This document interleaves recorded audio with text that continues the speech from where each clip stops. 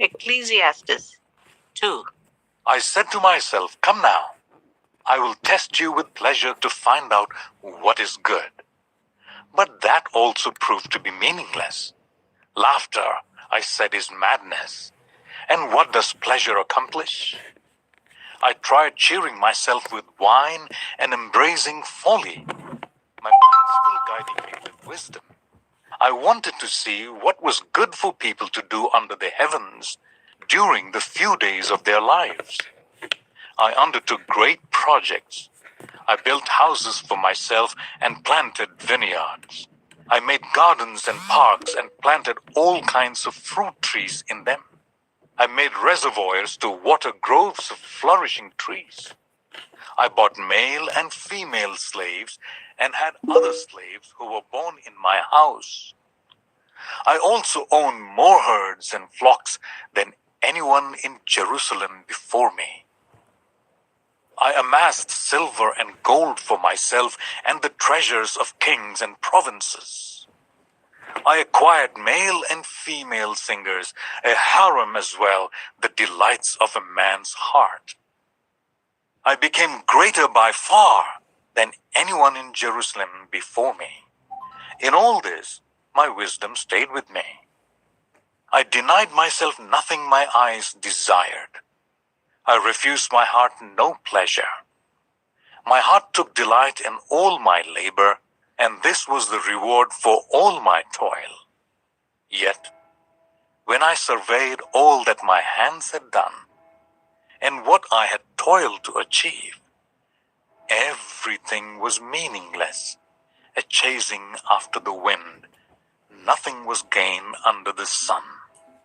Then I turned my thoughts to consider wisdom and also madness and folly. What more can the king's successor do than what has already been done?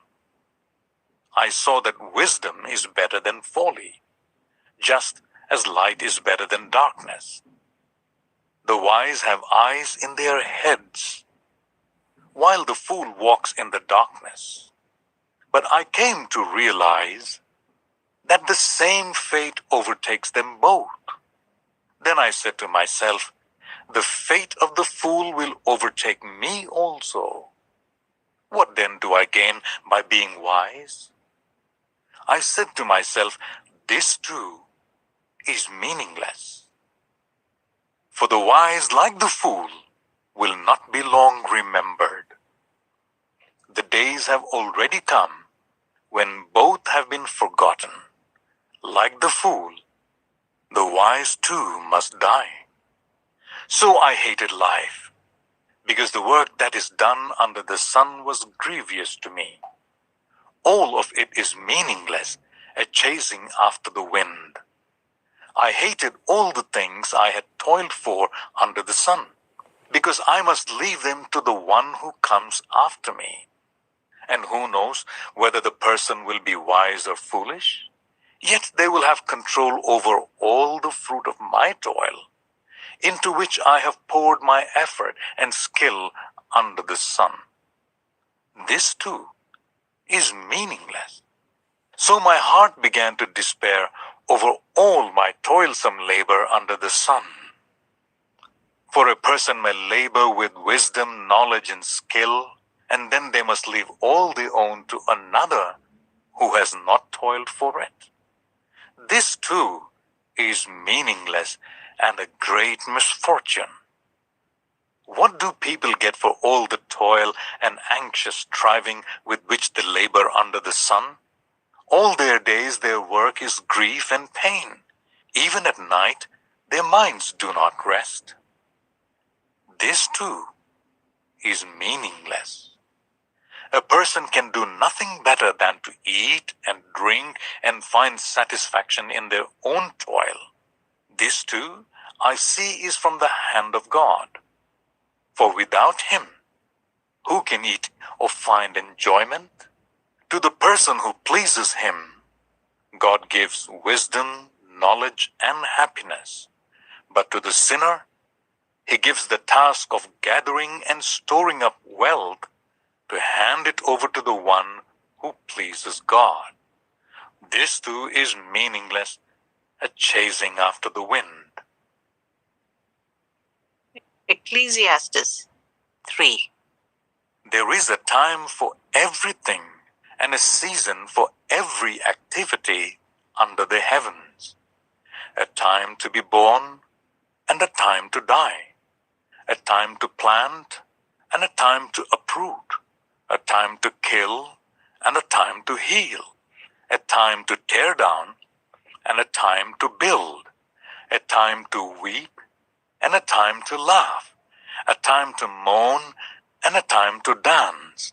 A time to scatter stones and a time to gather them.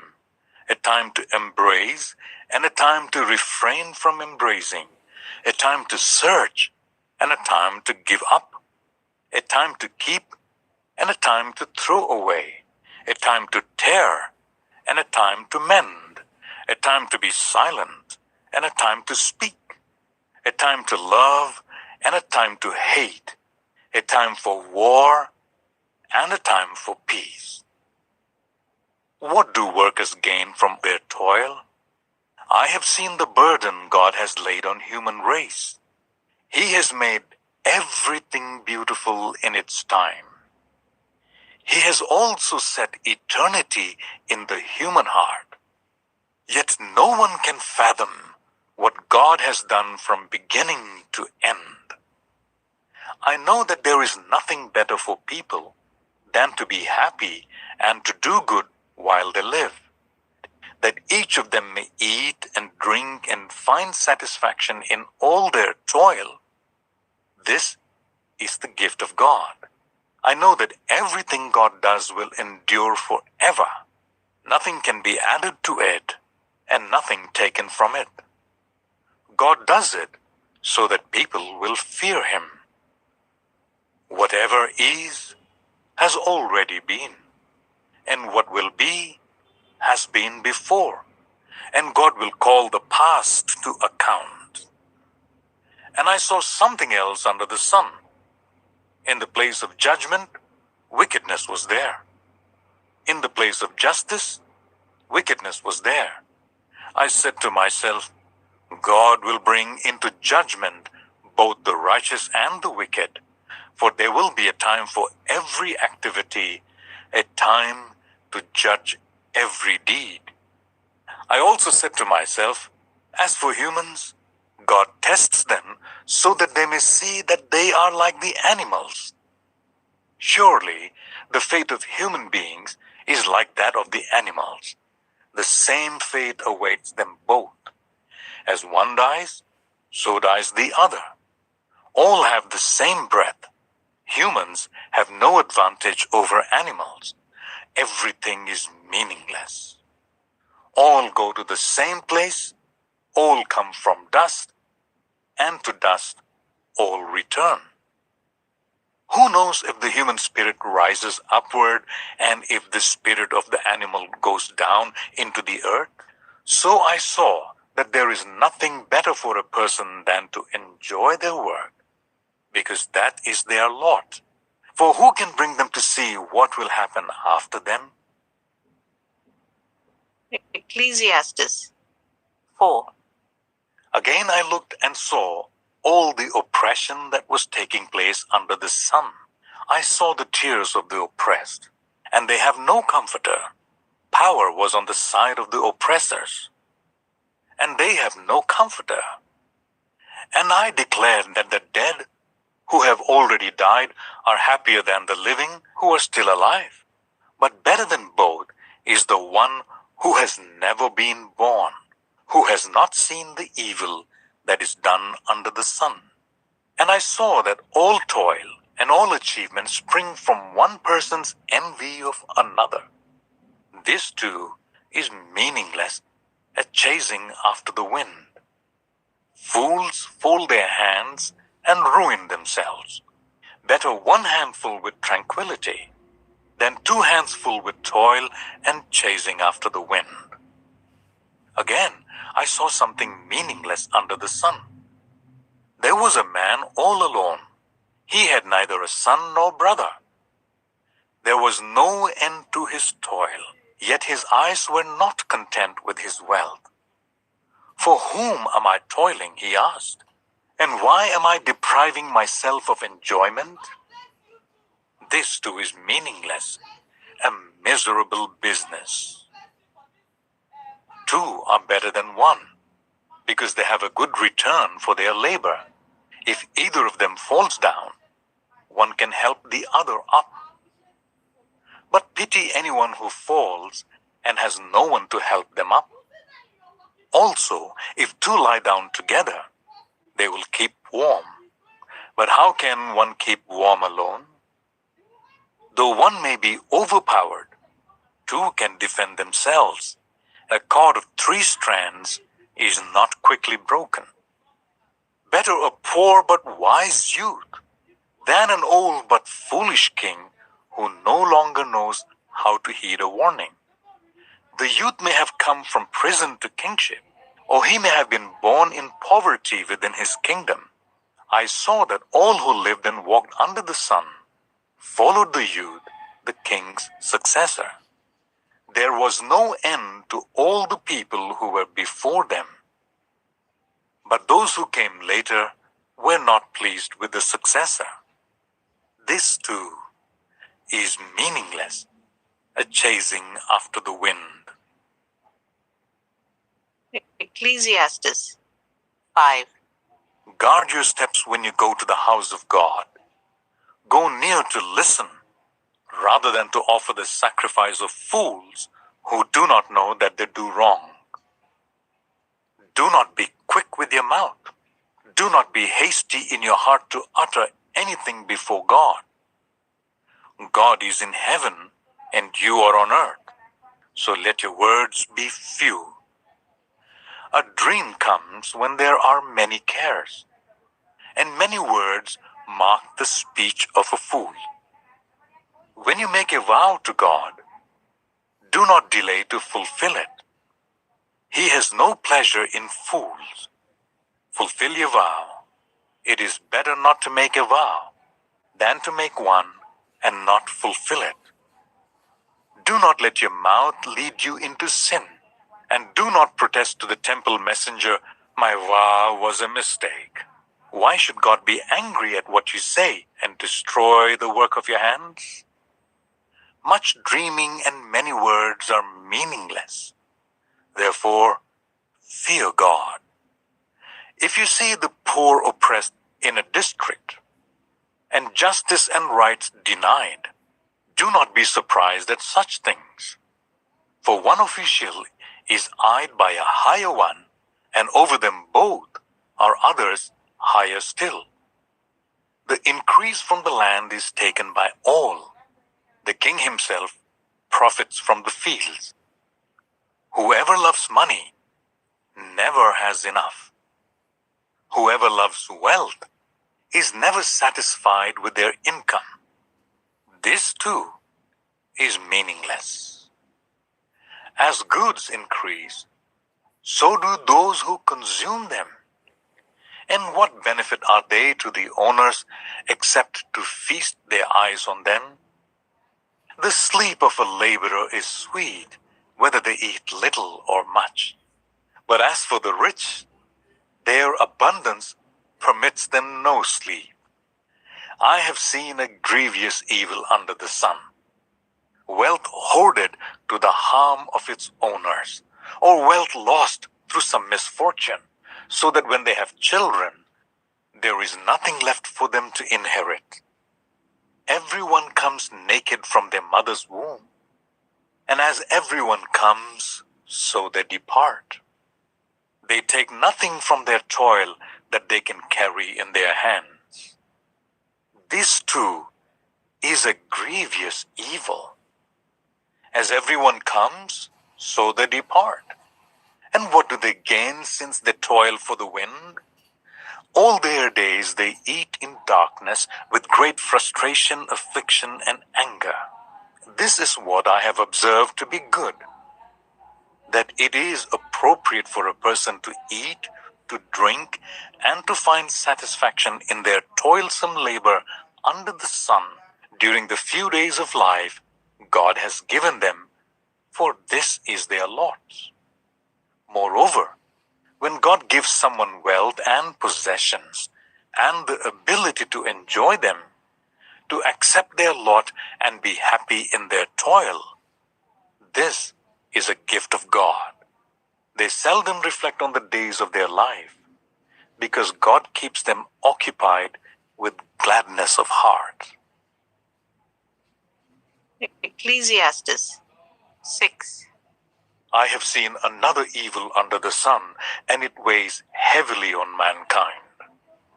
God gives some people wealth, possessions, and honor, so that they lack nothing their heart desires.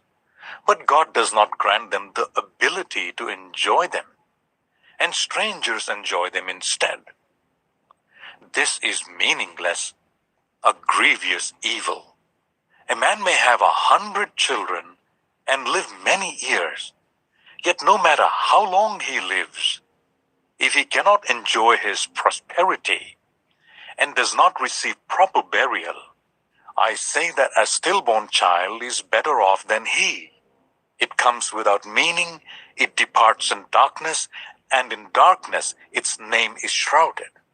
Though it never saw the sun or knew anything, it has more rest than does that man, even if he lives 1,000 years twice over, but fails to enjoy his prosperity. Do not all go to the same place?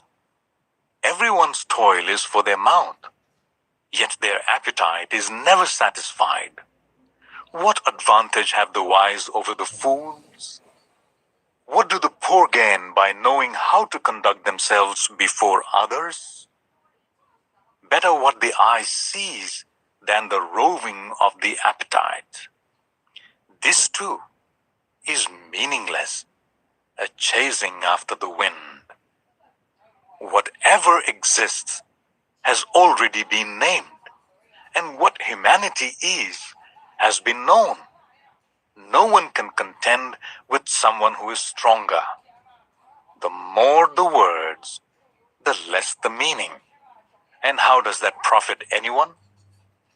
For who knows what is good for a person in life during the few and meaningless days they pass through like a shadow?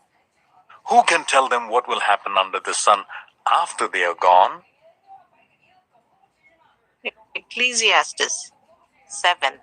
A good name is better than fine perfume, and the day of death better than the day of birth. It is better to go to a house of mourning than to go to a house of feasting. For death is the destiny of everyone. The living should take this to heart. Frustration is better than laughter, because a sad face is good for the heart. The heart of the wise is in the house of mourning, but the heart of the fools is in the house of pleasure. It is better to heed the rebuke of a wise person than to listen to the song of fools. Like the crackling of thorns under the pot, so is the laughter of fools. This too is meaningless. Extortion turns a wise person into a fool, and a bribe corrupts the heart. The end of a matter is better than its beginning, and patience is better than pride. Do not be quickly provoked in your spirit, for anger resides in the lap of fools. Do not say, "Why were the old days better than these?" For it is not wise to ask such questions. Wisdom, like an inheritance, is a good thing, and benefits those who see the sun. Wisdom is a shelter, as money is a shelter. But the advantage of knowledge is this: wisdom preserves those who have it. Consider what God has done. Who can straighten what He has made crooked? When times are good, be happy.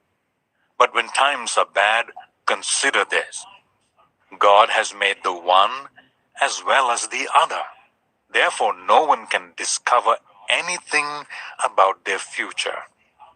In this meaningless life of mine, I have seen both of these. the righteous perishing in their righteousness, and the wicked living long in their wickedness. Do not be over-righteous, neither be over-wise. Why destroy yourself? Do not be over-wicked, and do not be a fool. Why die before your time?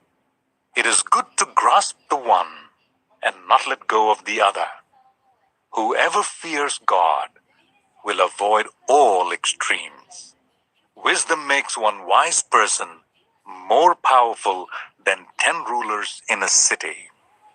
Indeed, there is no one on earth who is righteous, no one who does what is right and never sins. Do not pay attention to every word people say, or you may hear your servant cursing you. For you know in your heart that many times you yourself have cursed others. All this I tested by wisdom, and I said, I am determined to be wise, but this was beyond me. Whatever exists is far off and most profound. Who can discover it? So I turned my mind to understand, to investigate and to search out wisdom and the scheme of things, and to understand the stupidity of wickedness and the madness of folly. I find more bitter than death the woman who is a snare, whose heart is a trap, and whose hands are chains. The man who pleases God will escape her, but the sinner she will ensnare. Look, says the teacher, this is what I have discovered, adding one thing to another to discover the scheme of things while I was still searching, but not finding. I found one upright man among 1,000, but not one upright woman among them all. This only have I found. God created mankind upright, but they have gone in search of many schemes. Ecclesiastes 8. Who is like the wise? Who knows the explanation of things? A person's wisdom brightens their face and changes its hard appearance. Obey the king's command, I say, because you took an oath before God. Do not be in a hurry to leave the king's presence. Do not stand up for bad cause, for he will do whatever he pleases. Since the king's word is supreme, who can say to him, what are you doing? Whoever obeys his command will come to no harm, and the wise heart will know the proper time and procedure. For there is a proper time and procedure for every matter, though a person may be weighed down by misery. Since no one knows the future, who can tell someone else what is to come? As no one has power over the wind to contain it, so no one has power over the time of their death. As no one is discharged in time of war, so wickedness will not release those who practice it. All this I saw as I applied my mind to everything done under the sun. There is a time when a man lords it over others to his own hurt. Then too, I saw the wicked buried, those who used to come and go from the holy place and receive praise in the city where they did this. This too is meaningless. When the sentence for a crime is not quickly carried out, people's hearts are filled with schemes to do wrong. Although a wicked person who commits 100 crimes may live a long time, I know that it will go better with those who fear God, who are reverent before Him. Yet because the wicked do not fear God, it will not go well with them, and their days will not lengthen like a shadow. There is something else meaningless that occurs on earth. The righteous who get what the wicked deserve, and the wicked who get what the righteous deserve. This too, I say, is meaningless. So I commend the enjoyment of life, because there is nothing better for a person under the sun than to eat and drink and be glad. Then joy will accompany them in their toil all the days of the life God has given them under the sun. When I applied my mind to know wisdom and to observe the labor that is done on earth, people getting no sleep day or night, then I saw all that God has done. No one can comprehend what goes on under the sun. Despite all their efforts to search it out, no one can discover its meaning. Even if the wise claim they know, they cannot really comprehend it. Ecclesiastes 9. So I reflected on all this and concluded that the righteous and the wise and what they do are in God's hand. But no one knows whether love or hate awaits them. All share a common destiny. The righteous and the wicked, the good and the bad, the clean and the unclean, those who offer sacrifices and those who do not. As it is with the good, so with the sinful. As it is with those who take oaths, so with those who are afraid to take them. This is the evil in everything that happens under the sun. The same destiny overtakes all. The hearts of people, moreover, are full of evil, and there is madness in their hearts while they live. And afterwards, they join the dead. Anyone who is among the living has hope. Even a live dog is better off than a dead lion. For the living know that they will die, but the dead know nothing. They have no further reward, and even their name is forgotten. Their love, their hate, and their jealousy have long since vanished. Never again will they have a part in anything that happens under the sun. Go, eat your food with gladness, and drink your wine with a joyful heart, for God has already approved what you do. Always be clothed in white, and always anoint your head with oil. Enjoy life with your wife, whom you love, all the days of this meaningless life that God has given you under the sun, all your meaningless days. For this is your lot in life, and in your toilsome labor under the sun. Whatever your hands find to do, do it with all your might. For in the realm of the dead, where you are going, there is neither working, nor planning, nor knowledge, nor wisdom. I have seen something else under the sun. The race is not to the swift, or the battle to the strong, nor does food come to the wise, or wealth to the brilliant, or favor to the learned. But time and chance happen to them all. Moreover, no one knows when their hour will come. As fish are caught in a cruel net, or birds are taken in a snare, so people are trapped by evil times that fall unexpectedly upon them. I also saw under the sun this example of wisdom that greatly impressed me. There was once a small city with only a few people in it, and a powerful king came against it, surrounded it, and built huge siege works against it. Now there lived in that city a man poor but wise, and he saved the city by his wisdom. But nobody remembered that poor man. So I said, wisdom is better than strength.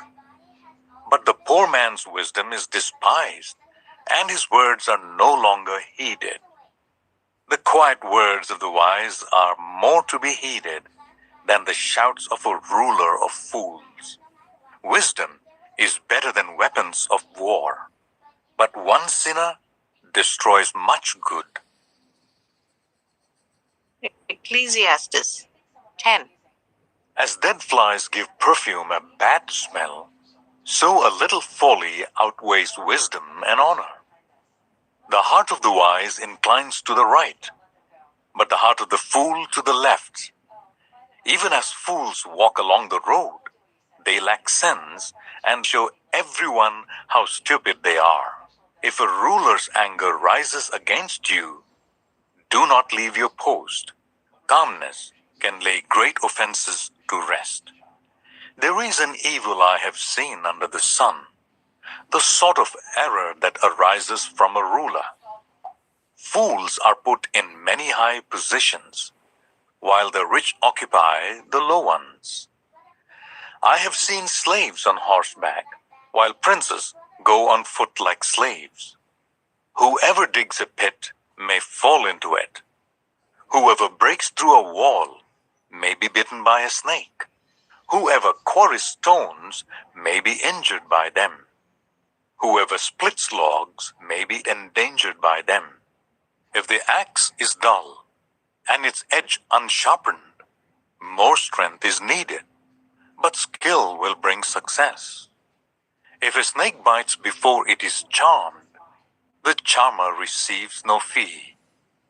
Words from the mouth of the wise are gracious, but fools are consumed by their own lips. At the beginning, their words are folly. At the end, they are wicked madness. And fools multiply words. No one knows what is coming. Who can tell someone else what will happen after then? The toil of fools wearies them. They do not know the way to town. Woe to the land whose king was a servant and whose princes feast in the morning. Blessed is the land whose king is of noble birth and whose princes eat at a proper time, for strength and not for drunkenness. Through laziness the rafters sag. Because of idle hands the house leaks. A feast is made for laughter. Wine makes life merry, and money is the answer for everything. Do not revile the king even in your thoughts, or curse the rich in your bedroom, because a bird in the sky may carry your words, and a bird on the wing may report what you say. Ecclesiastes 11. Ship your grain across the sea. After many days, you may receive a return. Invest in 7 ventures, yes, in 8. You do not know what disaster may come upon the land. If clouds are full of water, they pour rain on the earth. Whether a tree falls to the south or to the north, in the place where it falls, there it will lie. Whoever watches the wind will not plant. Whoever looks at the clouds will not reap. As you do not know the path of the wind, or how the body is formed in a mother's womb, so you cannot understand the work of God, the maker of all things. Sow your seed in the morning, and at evening let your hands not be idle, for you do not know which will succeed, whether this or that, or whether both will do equally well. Light is sweet, and it pleases the eyes to see the sun. However many years anyone may live, let them enjoy them all. But let them remember the days of darkness, for there will be many. Everything to come is meaningless. You who are young, be happy while you are young, and let your heart give you joy in the days of your youth. Follow the ways of your heart, and whatever your eyes see, but know that for all these things, God will bring you into judgment. So then, banish anxiety from your heart, and cast off the troubles of your body, for youth and vigor are meaningless. Ecclesiastes 12. Remember your Creator in the days of your youth, before the days of trouble come, and the years approach when you will say, I find no pleasure in them. Before the sun and the light and the moon and the stars grow dark, and the clouds return after the rain. When the keepers of the house tremble, and the strong man stoop. When the grinders cease because they are few, and those looking through the windows grow dim. When the doors to the street are closed, and the sound of grinding fades. When people rise up at the sound of birds, but all their songs grow faint. When people are afraid of heights and of dangers in the streets. When the almond tree blossoms, and the grasshopper drags itself along, and desire no longer is stirred. Then people go to their eternal home, and mourners go about the streets. Remember him before the silver cord is severed, and the golden bowl is broken, before the pitcher is shattered at the spring, and the wheel broken at the well, and the dust returns to the ground it came from, and the spirit returns to God who gave it. Meaningless, meaningless, says the teacher. Everything is meaningless. Not only was the teacher wise, but also he imparted knowledge to the people. He pondered and searched out and set in order many proverbs. The teacher searched to find just the right words, and what he wrote was upright and true. The words of the wise are like goads, their collected sayings like firmly embedded nails given by one shepherd. Be warned, my son, of anything in addition to them. Of making many books there is no end, and much study wearies a body. Now all has been heard. Here is the conclusion of the matter. Fear God and keep his commandments, for this is the duty of all mankind. For God will bring every deed into judgment, including every hidden thing, whether it is good or evil. The Song of Solomon, Chapter 1. Solomon's Song of Songs. Let him kiss me with the kisses of his mouth, for your love is more delightful than wine. Pleasing is the fragrance of your perfumes. Your name is like perfume poured out. No wonder the young women love you. Take me away with you. Let us hurry. Let the king bring me into his chambers. We rejoice and delight in you. We will praise your love more than wine. How right they are to adore you. Dark am I, yet lovely, daughters of Jerusalem, dark like the tents of Kedar, like the tent curtains of Solomon. Do not stare at me because I am dark, because I am darkened by the sun. My mother's sons were angry with me and made me take care of the vineyards. My own vineyard I had to neglect. Tell me, you whom I love, where you graze your flock and where you rest your sheep at midday? Why should I be like a veiled woman beside the flocks of your friends? If you do not know, most beautiful of women, follow the tracks of the sheep and graze your young goats by the tents of the shepherds. I liken you, my darling, to a mare among Pharaoh's chariot horses. Your cheeks are beautiful with earrings, your neck with strings of jewels. We will make you earrings of gold studded with silver. While the king was at his table, my perfume spread its fragrance. My beloved is to me a sachet of myrrh resting between my breasts. My beloved is to me a cluster of henna blossoms from the vineyards of En-Gedi. How beautiful you are, my darling. Oh, how beautiful. Your eyes are doves. How handsome you are, my beloved. Oh, how charming, and our bed is verdant. The beams of our house are cedars.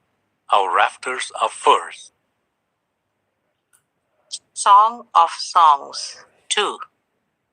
I am a rose of Sharon, a lily of the valleys. Like a lily among thorns is my darling among young women. Like an apple tree among the trees of the forest is my beloved among the young men. I delight to sit in his shade, and his fruit is sweet to my taste. Let him lead me to the banquet hall, and let his banner over me be love. Strengthen me with raisins, refresh me with apples, for I am faint with love. His left arm is under my head, and his right arm embraces me. Daughters of Jerusalem, I charge you by the gazelles and by the doors of the field, do not arouse or awaken love until it so desires. Listen, my beloved. Look, here he comes, leaping across the mountains, bounding over the hills. My beloved is like a gazelle or a young stag. Look, there he stands behind our wall, gazing through the windows, peering through the lattice. My beloved spoke and said to me, Arise, my darling, my beautiful one, come with me. See, the winter is past. The rains are over and gone. Flowers appear on the earth. The seasons of singing has come. The cooing of doves is heard in our land. The fig tree forms its early fruit. The blossoming vines spread their fragrance. Arise, come, my darling, my beautiful one, come with me. My dove in the clefts of the rock, in the hiding places on the mountainside, show me your face. Let me hear your voice, for your voice is sweet, and your face is lovely. Catch for us the foxes, the little foxes that ruin the vineyards, our vineyards that are in bloom. My beloved is mine, and I am his. He browses among the lilies, until the day breaks and the shadows flee. Turn, my beloved, and be like a gazelle, or like a young stag on the rugged hills. Song of Songs 3. All night long on my bed I looked for the one my heart loves. I looked for him, but did not find him. I will get up now and go about the city through its streets and squares. I will search for the one my heart loves. So I looked for him, but did not find him. The watchmen found me as they made their rounds in the city.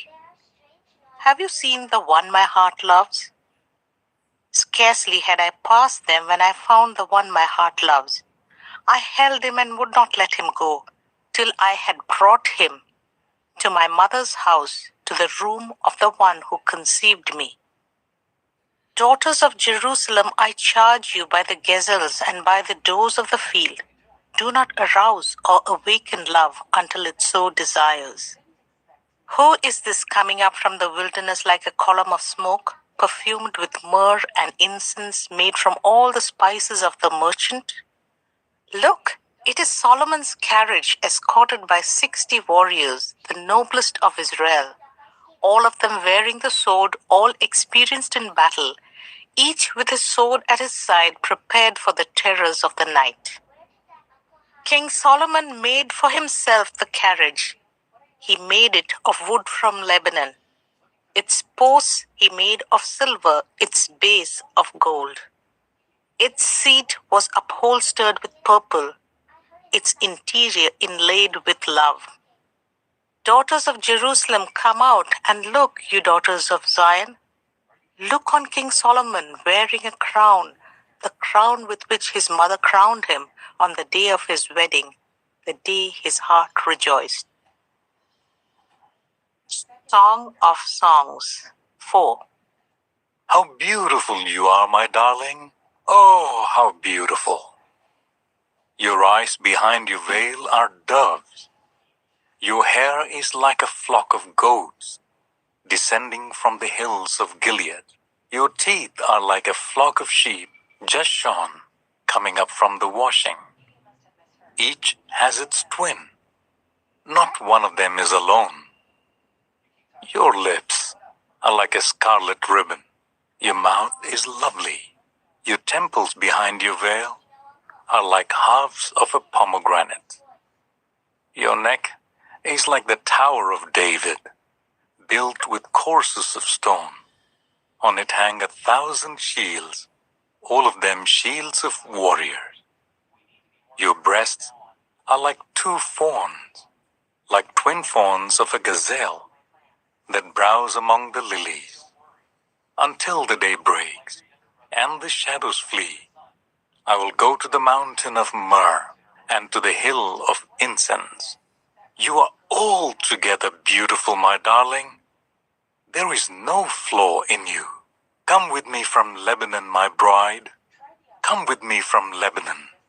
Descend from the crest of Amana, from the top of Senir, the summit of Hermon, from the lion's dens and the mountain haunts of leopards. You have stolen my heart, my sister, my bride. You have stolen my heart. With one glance of your eyes, with one... How delightful is your love, my sister, my bride. How much more pleasing is your love than wine, and the fragrance of your perfume more than any spice. Your lips drop sweetness as the honeycomb, my bride. Milk and honey are under your tongue. The fragrance of your garments is like the fragrance of Lebanon. You are a garden locked up. My sister, my bride. You are a spring enclosed, a sealed fountain. Your plants are an orchard of pomegranates, with choice fruits, with henna and nard and saffron, calamus and cinnamon, with every kind of incense tree, with myrrh and aloes, and all the finest spices. You are a garden fountain, a well of flowing water, streaming down from Lebanon. Awake, north wind, and come, south wind. Blow on my garden, that its fragrance may spread everywhere. Let my beloved come into his garden and taste its choice fruits. Song of Songs 5.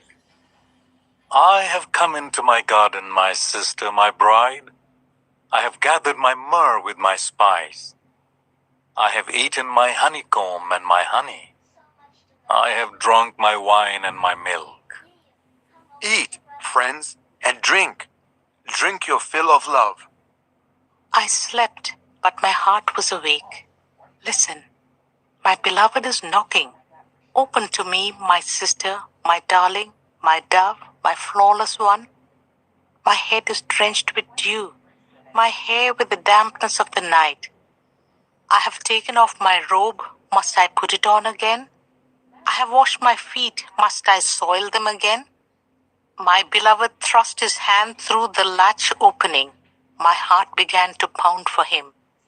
I rose to open for my beloved, and my hands dripped with myrrh. My fingers with flowing myrrh on the handles of the bolt. I opened for my beloved, but my beloved had left. He was gone. My heart sank at his departure. I looked for him, but did not find him. I called him, but he did not answer. The watchmen found me as they made their rounds in the city. They beat me, they bruised me. They took away my cloak, those watchmen of the walls. Daughters of Jerusalem, I charge you, if you find my beloved, what will you tell him? Tell him I am faint with love. How is your beloved better than others, most beautiful of women? How is your beloved better than others, that you so charge us? My beloved is radiant and ruddy, outstanding among 10,000. His head is pure as gold, his hair is wavy and black as a raven. His eyes like doves by the water streams, washed in milk, mounted like jewels. His cheeks are like beds of spices yielding perfume. His lips are like lilies dripping with myrrh. His arms are rods of gold set with topaz. His body is like polished ivory decorated with lapis lazuli. His legs are pillars of marble set in bases of pure gold. His appearance is like Lebanon, choice as its cedars. His mouth is sweetness itself. He is altogether lovely. This is my beloved. This is my friend, daughters of Jerusalem. Song of Songs 6. Where has your beloved gone, most beautiful of women? Which way did your beloved turn, that we may look for him with you? My beloved has gone down to his garden, to the beds of spices, to browse in the gardens, and to gather lilies. I am my beloved's, and my beloved is mine. He browses among the lilies. You are as beautiful as Tirzah, my darling, as lovely as Jerusalem, as majestic as troops with banners. Turn your eyes from me, they overwhelm me. Your hair is like a flock of goats descending from Gilead. Your teeth are like a flock of sheep coming up from the washing. Each has its twin, not one of them is missing. Your temples behind your veil are like the halves of a pomegranate. 60 queens there may be, and 80 concubines, and virgins beyond number.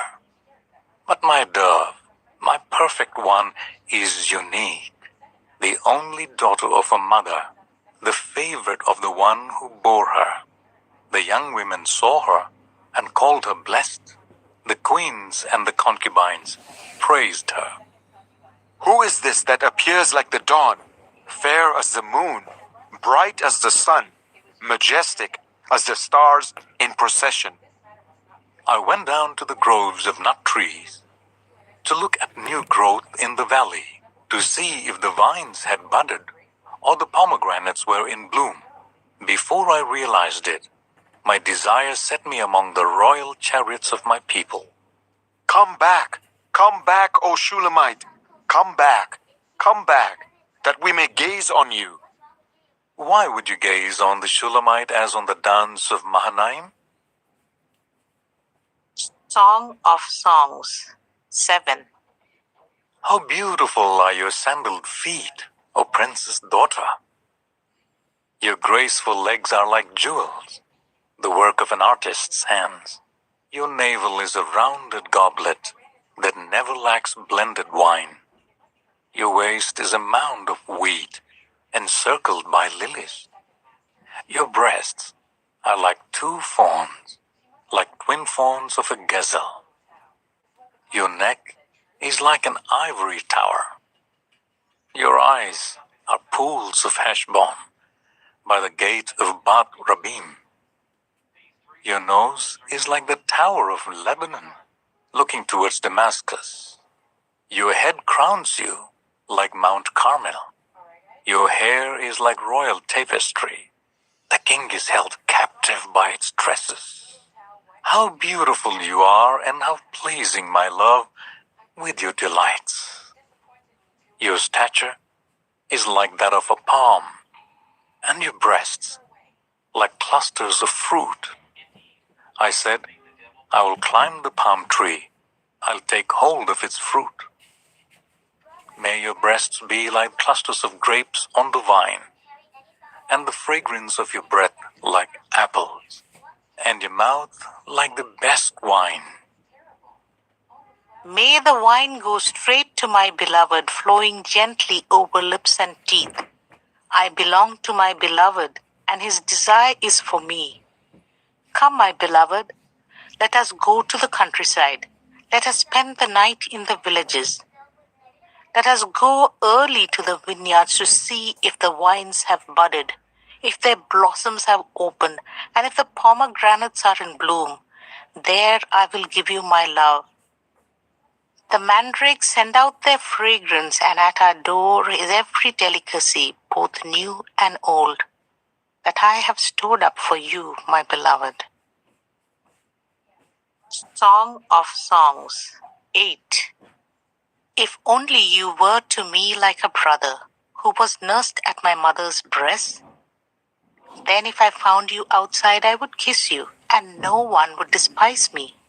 I would lead you and bring you to my mother's house, she who has taught me. I would give you spiced wine to drink, the nectar of my pomegranates. His left arm is under my head, and his right arm embraces me. Daughters of Jerusalem, I charge you, do not arouse or awaken love until it so desires. Who is this coming up from the wilderness, leaning on her beloved? Under the apple tree I roused you. There your mother conceived you. There she who was in labor gave you birth. Place me like a seal over your heart, like a seal on your arm, for love is as strong as death, its jealousy unyielding as the grave. It burns like blazing fire, like a mighty flame. Many waters cannot quench love, rivers cannot sweep it away. If one were to give all the wealth of one's house for love, it would be utterly scorned. We have a little sister, and her breasts are not yet grown. What shall we do for our sister on the day she is spoken for? If she is a wall, we will build towers of silver on her. If she is a door, we will enclose her with panels of cedar. I am a wall, and my breasts are like towers. Thus I have become in his eyes like one bringing contentment. Solomon had a vineyard in Baal-Hamon. He let out his vineyard to tenants. Each was to bring for its fruit 1,000 shekels of silver. But my own vineyard is mine to give. The 1,000 shekels are for you, Solomon, and 200 are for those who tend its fruit. You who dwell in the gardens with friends in attendance, let me hear your voice. Come away, my beloved, and be like a gazelle or like a young stag on the spice-laden mountains. The book of Isaiah, chapter 1. The vision concerning Judah and Jerusalem that Isaiah, son of Amos, saw during the reigns of Uzziah, Jotham, Ahaz, and Hezekiah, kings of Judah. Hear me, you heavens, listen, earth, for the Lord has spoken. I reared children and brought them up, but they have rebelled against me. The ox knows its master, the donkey its owner's manger, but Israel does not know. My people do not understand. Woe to the sinful nation, a people whose guilt is great, a brood of evildoers, children given to corruption. They have forsaken the Lord. They have spurned the Holy One of Israel and turned their backs on him. Why should you be beaten any more? Why do you persist in rebellion? Your whole head is injured, your whole heart afflicted. From the sole of your foot to the top of your head, there is no soundness, only wounds and bruises and open sores, not cleansed or bandaged or soothed with oil. Your country is desolate, your cities burned with fire. Your fields are being stripped by foreigners right before you, laid waste as when overthrown by strangers. Daughter Zion is left like a shelter in a vineyard, like a hut in a cucumber field, like a city under siege. Unless the Lord Almighty had left us some survivors, we would have become like Sodom. We would have been like Gomorrah. Hear the word of the Lord, you rulers of Sodom. Listen to the instruction of our God, you people of Gomorrah. The multitude of your sacrifices, what are they to me, says the Lord? I have more than enough of burnt offerings, of rams, and the fat of fattened animals. I have no pleasure in the blood of bulls and lambs and goats. When you come to appear before me, who has asked this of you, this trampling of my courts? Stop bringing meaningless offerings. Your incense is detestable to me. New moons, Sabbaths, and convocations. I cannot bear your worthless assemblies. Your new moon feasts and your appointed festivals I hate with all my being. They have become a burden to me. I'm weary of bearing them. When you spread out your hands in prayer, I hide my eyes from you. Even when you offer many prayers, I'm not listening. Your hands are full of blood. Wash and make yourselves clean. Take your evil deeds out of my sight. Stop doing wrong. Learn to do right. Seek justice. Defend the oppressed. Take up the cause of the fatherless. Plead the case of the widow.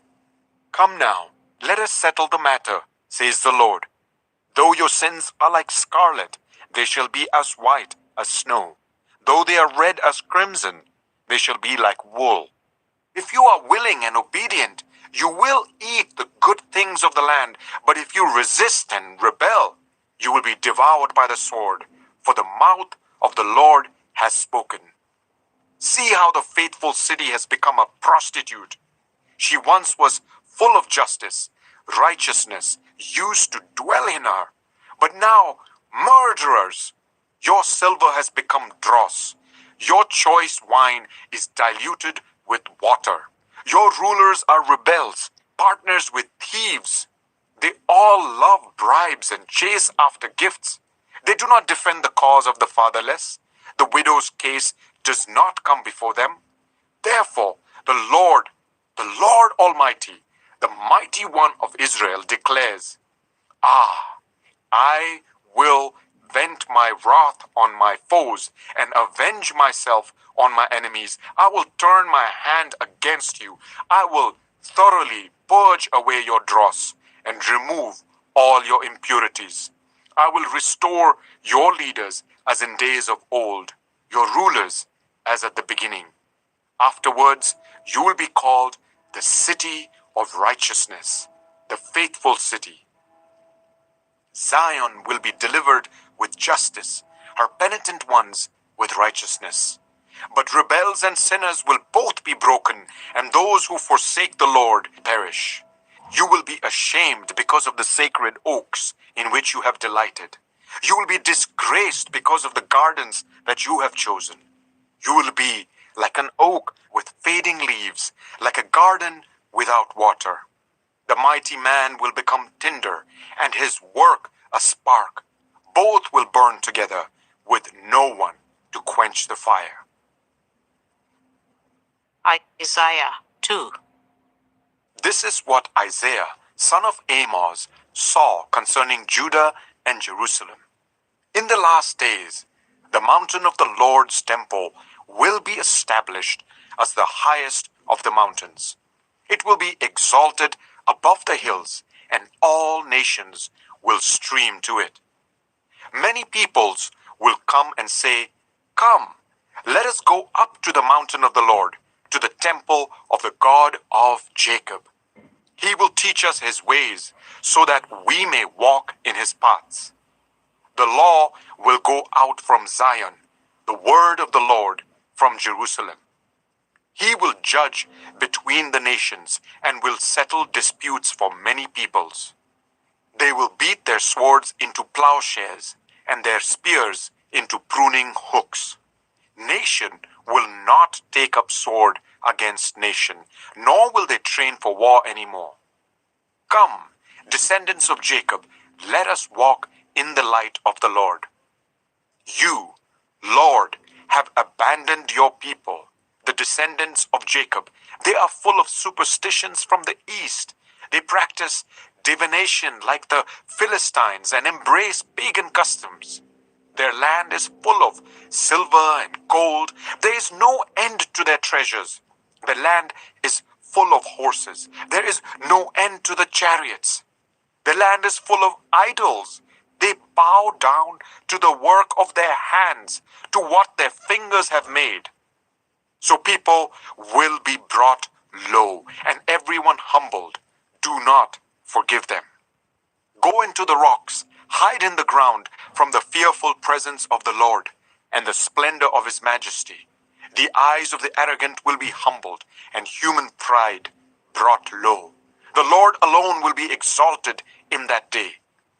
The Lord Almighty has a day in store for all the proud and lofty, for all that is exalted, and they will be humbled. For all the cedars of Lebanon, tall and lofty, and all the oaks of Bashan, for all the towering mountains and all the high hills, for every lofty tower and every fortified wall, for every trading ship and every stately vessel. The arrogance of man will be brought low, and human pride humbled. The Lord alone will be exalted in that day, and the idols will totally disappear. People will flee to caves in the rocks and to holes in the ground from the fearful presence of the Lord and the splendor of his majesty when he rises to shake the earth. In that day, people will throw away to the moles and bats their idols of silver and idols of gold, which they made to worship. They will flee to caverns in the rocks and to the overhanging crags from the fearful presence of the Lord and the splendor of his majesty when he rises to shake the earth. Stop trusting in mere humans who have but a breath in their nostrils. Why hold them in esteem? Isaiah 3. See now, the Lord Almighty, is about to take from Jerusalem and Judah both supply and support, all supplies of food and all supplies of water, the hero and the warrior, the judge and the prophet, the diviner and the elder, the captain of 50 and the man of rank, the counselor, skilled craftsman and clever enchanter. I will make mere youths their officials. Children will rule over them. People will oppress each other, man against man, neighbor against neighbor. The young will rise up against the old, the nobody against the honored. A man will seize one of his brothers in his father's house and say, "You have a cloak, you be our leader, take charge of this heap of ruins." But in that day he will cry out, "I have no remedy, I have no food or clothing in my house. Do not make me the leader of the people." Jerusalem staggers, Judah is falling. Their words and deeds are against the Lord, defying his glorious presence. The look on their faces testifies against them. They parade their sin like Sodom. They do not hide it. Woe to them! They have brought disaster upon themselves. Tell the righteous it will be well with them, for they will enjoy the fruit of their deeds. Woe to the wicked! Disaster is upon them. They will be paid back for what their hands have done. Youths oppress my people. Women rule over them. My people, your guides, lead you astray. They turn you from the path. The Lord takes his place in court. He rises to judge the people. The Lord enters into judgment against the elders and leaders of his people. It is you who have ruined my vineyard. The plunder from the poor is in your houses. What do you mean by crushing my people and grinding the faces of the poor? Declares the Lord Almighty. The Lord says, the women of Zion are haughty, walking along with outstretched necks, flirting with their eyes, strutting along with swaying hips, with ornaments jingling on their ankles. Therefore, the Lord will bring sores on the heads of the women of Zion. The Lord will make their scalps bald. In that day, the Lord will snatch away their finery, the bangles and headbands and crescent necklaces, the earrings and bracelets and veils, the headdresses and anklets and sashes, the perfume bottles and charms, the signet rings and nose rings, the fine robes and the capes and cloaks, the purses and mirrors, and the linen garments and tiaras and shawls. Instead of fragrance, there will be a stench. Instead of a sash, a rope. Instead of well-dressed hair, baldness. Instead of fine clothing, sackcloth. Instead of beauty, branding. Your men will fall by the sword, your warriors in battle. The gates of Zion will lament and mourn. Destitute, she will sit on the ground. Isaiah 4. In that day, 7 women will take hold of one man and say, "We will eat our own food and provide our own clothes. Only let us be called by your name. Take away our disgrace." In that day, the branch of the Lord will be beautiful and glorious, and the fruit of the land will be the pride and glory of the survivors in Israel. Those who are left in Zion, who remain in Jerusalem will be called holy, all who are recorded among the living in Jerusalem. The Lord will wash away the filth of the women of Zion. He will cleanse the bloodstains from Jerusalem by a spirit of judgment and a spirit of fire. Then the Lord will create over all of Mount Zion and over those who assemble there a cloud of smoke by day and a glow of flaming fire by night. Over everything the glory will be a canopy. It will be a shelter and shade from the heat of the day, and a refuge and hiding place from the storm and rain. Isaiah 5. I will sing for the one I love, a song about his vineyard. My loved one had a vineyard on a fertile hillside. He dug it up and cleared it of stones and planted it with the choicest vines, built a watchtower in it and cut out a winepress as well. Then he looked for a crop of good grapes, but it yielded only bad fruit. Now you dwellers in Jerusalem and people of Judah, judge between me and my vineyard. What more could have been done for my vineyard than I have done for it? When I looked for good grapes, why did it yield only bad? Now I will tell you what I'm going to do to my vineyard. I will take away its hedge, and it will be destroyed. I will break down its wall, and it will be trampled. I will make it a wasteland, neither pruned nor cultivated, and briars and thorns will grow there. I will command the clouds not to rain on it. The vineyard of the Lord Almighty is the nation of Israel, and the people of Judah are the vines he delighted in. And he looked for justice, but saw bloodshed, for righteousness, but heard cries of distress. Woe to you who add house to house and join field to field, till no space is left and you live alone in the land. The Lord Almighty has declared in my hearing, surely the great houses will become desolate, the fine mansions left without occupants. A 10-acre vineyard will produce only a bath of wine. A homer of seed will yield only an ephah of grain. Woe to those who rise early in the morning to run after their drinks, who stay up late at night till they are inflamed with wine. They have harps and lyres at their banquets, pipes and tambourines and wine, but they have no regard for the deeds of the Lord, no respect for the work of his hands. Therefore, my people will go into exile for lack of understanding. Those of high rank will die of hunger, and the common people will be parched with thirst. Therefore, death expands its jaws, opening wide its mouth.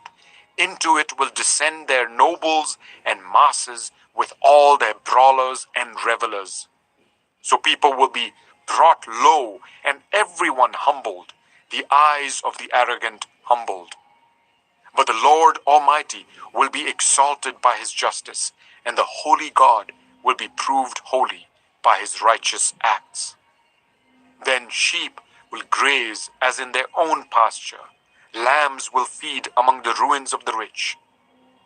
Woe to those who draw sin along with cords of deceit, and wickedness as with cart ropes. To those who say, let God hurry, let him hasten his work so that we may see it. The plan of the Holy One of Israel, let it approach, let it come into view so that we may know it. Woe to those who call evil good and good evil, who put darkness for light and light for darkness, who put bitter for sweet and sweet for bitter. Woe to those who are wise in their own eyes and clever in their own sight. Woe to those who are heroes at drinking wine and champions at mixing drinks, who acquit the guilty for a bribe but deny justice to the innocent. Therefore, as tongues of fire lick up straw and as dry grass sinks down in the flames, so their roots will decay and their flowers blow away like dust. For they have rejected the law of the Lord Almighty, and spurned the word of the Holy One of Israel. Therefore, the Lord's anger burns against his people. His hand is raised, and he strikes them down. The mountains shake, and the dead bodies are like refuse in the streets. Yet, for all this, his anger is not turned away. His hand is still upraised. He lifts up a banner for the distant nations. He whistles for those at the ends of the earth. Here they come, swiftly and speedily. Not one of them grows tired or stumbles. Not one slumbers or sleeps. Not a belt is loosened at the waist. Not a sandal strap is broken. Their arrows are sharp. All their bows are strung. Their horses' hoofs seem like flint. Their chariot wheels like a whirlwind. Their roar is like that of the lion. They roar like young lions. They growl as they seize their prey and carry it off with no one to rescue. In that day, they will roar over it like the roaring of the sea. And if one looks at the land, there is only darkness and distress. Even the sun will be darkened by clouds. Isaiah 6. In the year that King Uzziah died, I saw the Lord, high and exalted, seated on a throne, and the train of his robe filled the temple. Above him were a seraphim, each with 6 wings. With 2 wings they covered their faces, with 2 they covered their feet, and with 2 they were flying. And they were calling to one another, Holy, holy, holy is the Lord Almighty. The whole earth is full of his glory. At the sound of their voices, the doorposts and thresholds shook, and the temple was filled with smoke. Woe to me, I cried, I am ruined, for I am a man of unclean lips, and I live among a people of unclean lips, and my eyes have seen the King, the Lord Almighty. Then one of the seraphim flew to me with a live coal in his hand, which he had taken with tongs from the altar. With it he touched my mouth and said, See, this has touched your lips. Your guilt is taken away, and your sin atoned for. Then I heard the voice of the Lord saying, Whom shall I send, and who will go for us? And I said, Here am I, send me. He said, Go and tell this people, be ever hearing, but never understanding. Be ever seeing, but never perceiving. Make the heart of this people calloused. Make their ears dull and close their eyes. Otherwise, they might see with their eyes, hear with their ears, understand with their hearts, and turn and be healed. Then I said, For how long, Lord? And he answered, Until the cities lie ruined and without inhabitant, until the and the fields ruined and ravaged, until the Lord has sent everyone far away, and the land is utterly forsaken. And though a tenth remains in the land, it will again be laid waste. But as the terebinth and oak leave stumps when they are cut down, so the holy seed will be the stump in the land. Isaiah 7. When Ahaz, son of Jotham, the son of Uzziah, was king of Judah, King Rezin of Aram and Pekah, son of Remaliah, king of Israel, marched up to fight against Jerusalem, but they could not overpower it. Now the house of David was told, Aram had allied itself with Ephraim. So the hearts of Ahaz and his people were shaken, as the trees of the forest are shaken by the wind. Then the Lord said to Isaiah, Go out, you and your son Shear-Jashub, to meet Ahaz at the end of the aqueduct of the upper pool on the road to the launderer's field. Say to him, Be careful, Keep calm and don't be afraid. Do not lose heart because of these two smoldering stubs of firewood, because of the fierce anger of Rezin and Aram and of the son of Remaliah. Aram, Ephraim, and Remaliah's son have plotted your ruin, saying, "Let us invade Judah. Let us tear it apart and divide it among ourselves, and make the son of Tabil king over it." Yet, this is what the sovereign Lord says: it will not take place. It will not happen. For the head of Aram is Damascus, and the head of Damascus is only Rezin. Within 65 years, Ephraim will be too shattered to be a people. The head of Ephraim is Samaria, and the head of Samaria is only Remaliah's son. If you do not stand firm in your faith, you will not stand at all. Again, the Lord spoke to Ahaz. Ask the Lord your God for a sign, whether in the deepest depths or in the highest heights. But Ahaz said, I will not ask. I will not put the Lord to the test. Then Isaiah said, Hear now, you house of David, is it not enough to try the patience of humans? Will you try the patience of my God also? Therefore, the Lord himself will give you a sign. The virgin will conceive and give birth to a son, and will call him Emmanuel. He will be eating curds and honey when he knows enough to reject the wrong and choose the right.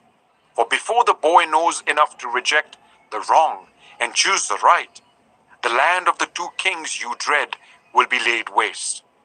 The Lord will bring on you and your people and on the house of your father a time unlike any since Ephraim broke away from Judah.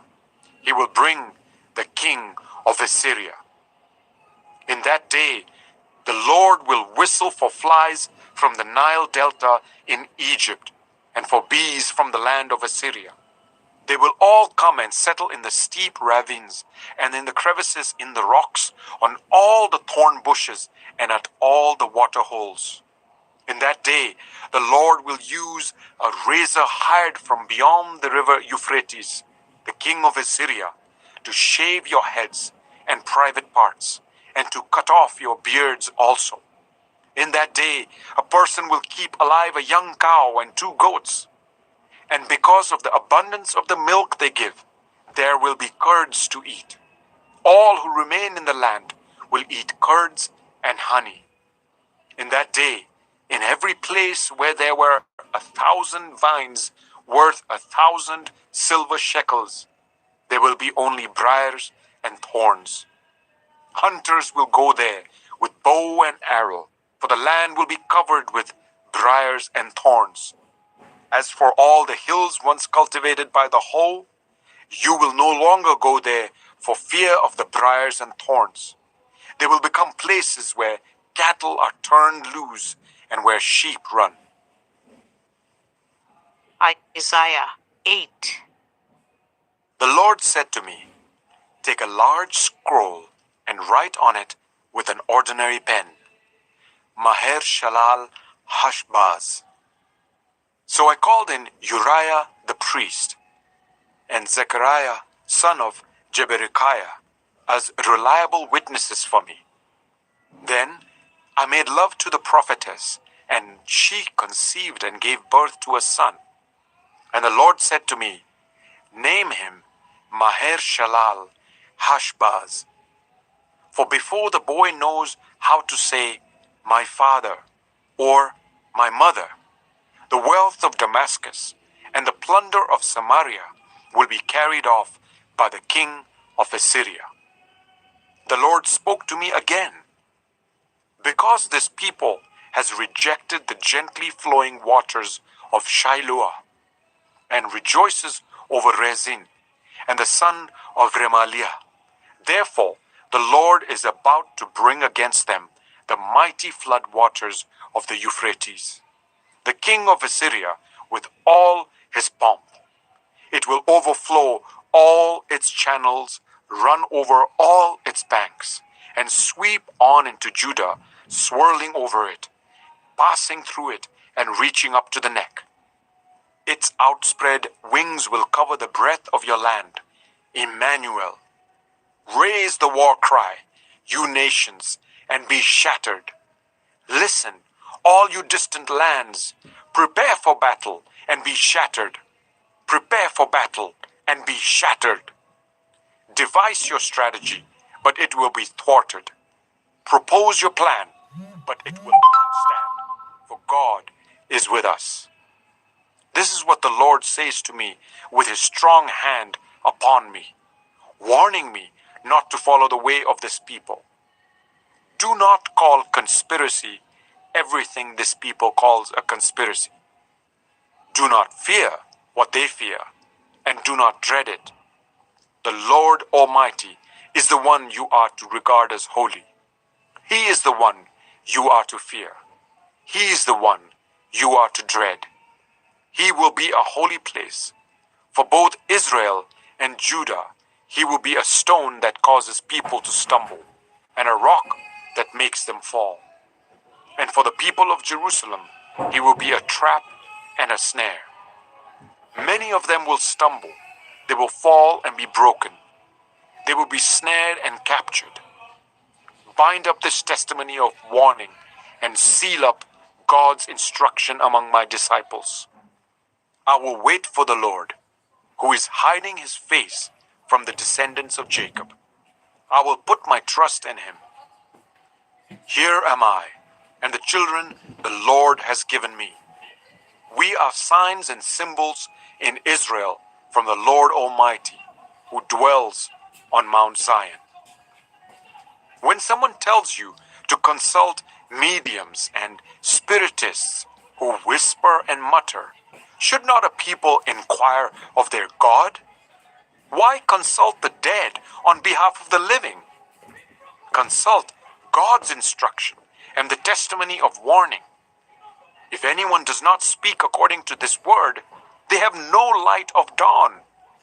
Distressed and hungry, they will roam through the land. When they are famished, they will become enraged, and looking upwards, will curse their king and their God. Then they will look towards the earth and see only distress and darkness and fearful gloom, and they will be thrust into utter darkness. Isaiah 9. Nevertheless, there will be no more gloom for those who were in distress. In the past, he humbled the land of Zebulun and the land of Naphtali. But in the future, he will honor Galilee of the nations, by the way of the sea, beyond the Jordan. The people walking in darkness have seen a great light. On those living in the land of deep darkness, a light has dawned. You have enlarged the nation and increased their joy. They rejoice before you as people rejoice at the harvest, as warriors rejoice when dividing the plunder. For as in the day of Midian's defeat, you have shattered the yoke that burdens them, the bar across their shoulders, the rod of their oppressor. Every warrior's boot used in battle and every garment rolled in blood will be destined for burning, will be fuel for the fire. For to us a child is born, to us a son is given, and the government will be on his shoulders.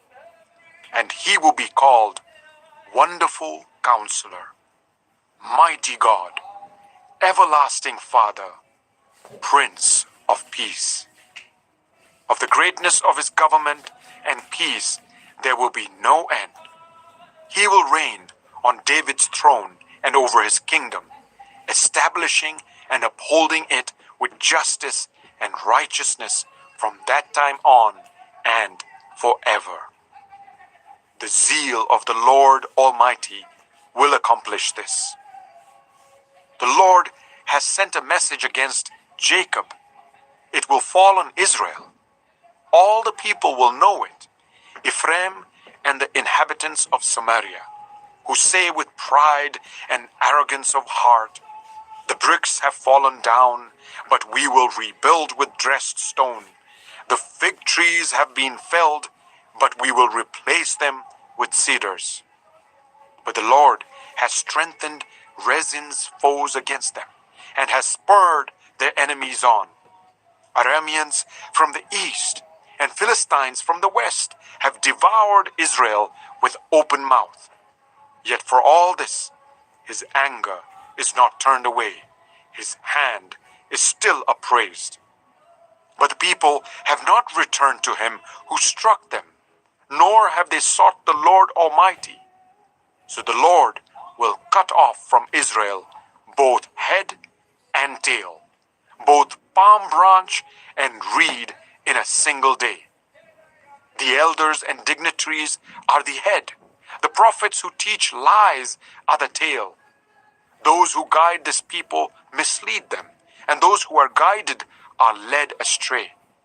Therefore, the Lord will take no pleasure in the young men, nor will he pity the fatherless and widows, for everyone is ungodly and wicked. Every mouth speaks folly. Yet for all this, his anger is not turned away. His hand is still upraised. Surely wickedness burns like a fire. It consumes briars and thorns. It sets the forest thickets ablaze, so that it rolls upwards in a column of smoke. By the wrath of the Lord Almighty, the land will be scorched, and the people will be fuel for the fire. They will not spare one another. On the right, they will devour, but still be hungry. On the left, they will eat, but not be satisfied. Each will feed on the flesh of their own offspring. Manasseh will feed on Ephraim, and Ephraim on Manasseh. Together they will turn against Judah. Yet for all this, his anger is not turned away.